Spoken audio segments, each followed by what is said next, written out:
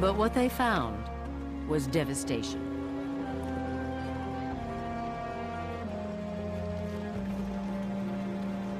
When she got to Petrograd, I think she found the city to be a total surprise.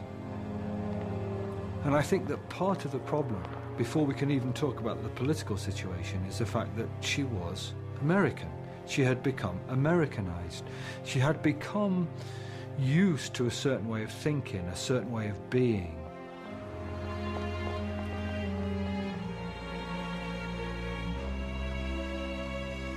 The economic conditions there were just absolutely devastating. People were dying of hunger. There was famine, there was disease. Russia had been propelled back into the, medieval period practically by the destruction of the war.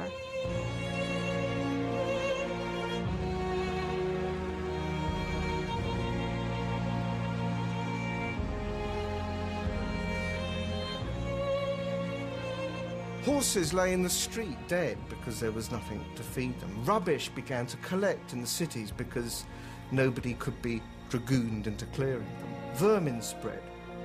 One could almost say that the rats were the only thing left to eat.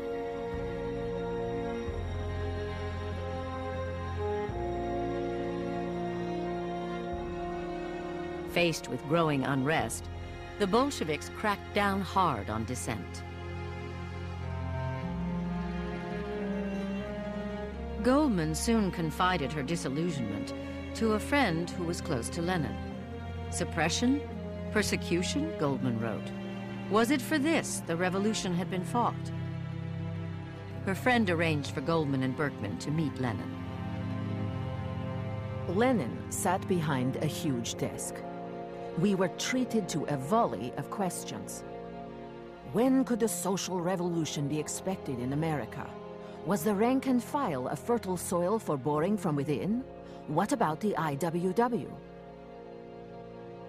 And they argue for free speech. What about free speech? And he looks on them and he treats them rather like adolescents who are learning, about life. And he says, look, that's a very bourgeois notion, he says, roughly. Here we are, surrounded by enemies on all sides. What do you mean, free speech? The White Russians are attacking us, we've got traitors inside, we've got collaborators inside, we've got all sorts of people operating in this country. What do you mean, free speech? You can't have free speech in this revolutionary situation. I think ultimately she's probably an enlightened fool, in that she intellectualized a revolution she didn't really understand, and projected onto Russia her own hopes of liberation, hopes which I suppose were rooted in her own personal trajectories. And that was a pretty foolish thing to do. For Goldman and Berkman, the decisive moment came on March 16, 1921. That night, the Bolsheviks attacked Kronstadt, a naval base near Petrograd, and the last bastion of anarchist dissent.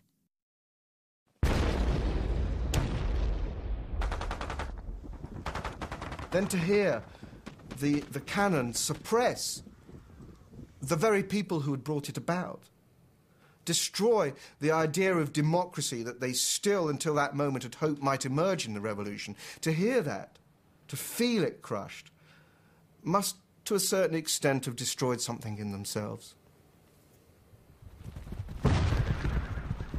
I think Russia shattered that. That was something very close to her core, to who she was.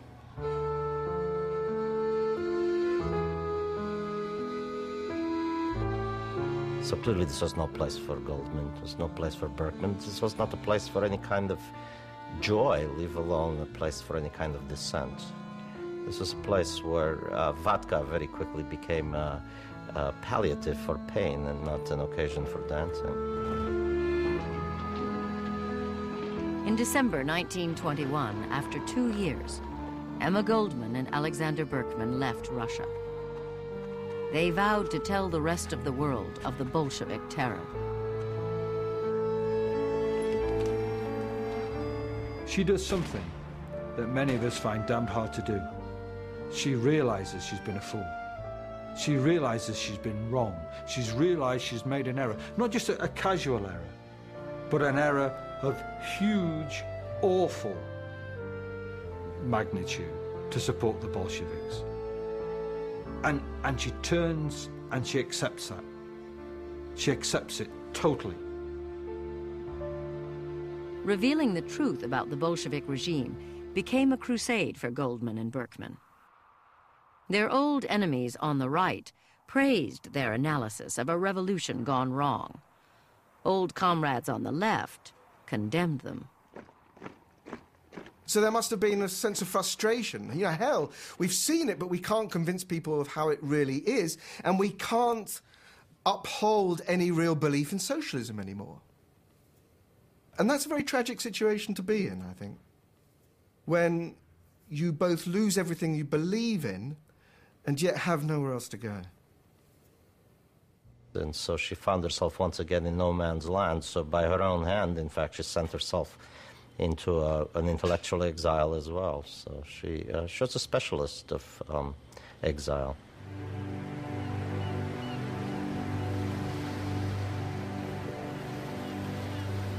For years, Goldman lived with old friends in England, Canada, and France.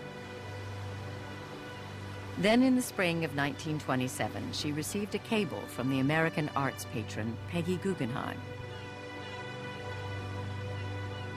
A group of friends had raised funds to buy her a cottage in Saint-Tropez, a then obscure fishing village on the French Riviera.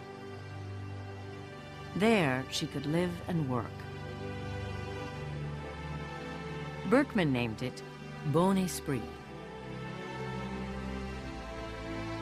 At Bon Esprit, Goldman generated a mountain of correspondence with old friends. Her letters were filled with restless energy and longing for the United States. "You may as well know once and for all," she had written a comrade, "that I will never be able to free myself from the hold America has on me." That's where she had her own sense of who she was most developed when she was in America. And let's be quite frank, it's also where she had the adoring audiences and where she felt she could do something. If you're a political activist, sitting in a little hill on a hillside cottage in Saint-Tropez without the glamour that we associate with it now, where you can actually effect hardly anything, it is hell.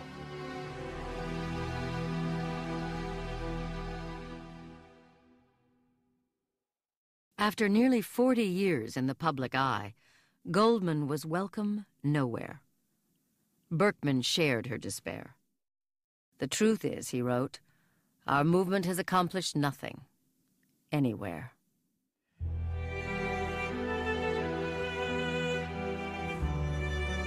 The bond between Emma and Sasha grew stronger during their years of exile, even though they lived apart. He was now in desperately poor health. There is not much to congratulate oneself on, is there, dear? Except that, after all these years, our old friendship has remained unchanged. And indeed stronger and more understanding and intimate than ever. And that is a very great deal. They were comrades. And they were comrades, and comrades is a word we don't use anymore now, except mockingly maybe, or half in jest or cynically. But they were comrades. Their relationship was bigger than disagreement, bigger than sexual relationships, bigger than emotional entanglements. It was somehow all of those and more. And they were bound together. Emma says of him, in 1928, he was a leitmotif of her life.